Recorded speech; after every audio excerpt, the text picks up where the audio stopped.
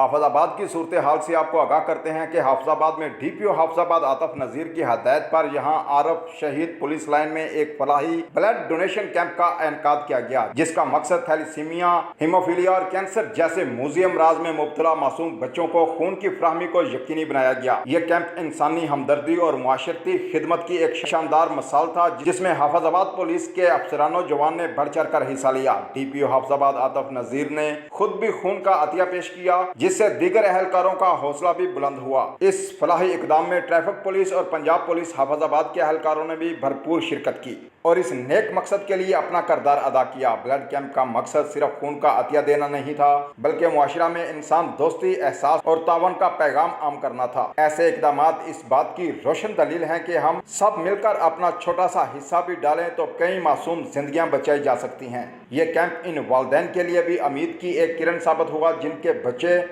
ان موذی جان لیوا بیماریوں سے لڑ رہے ہیں۔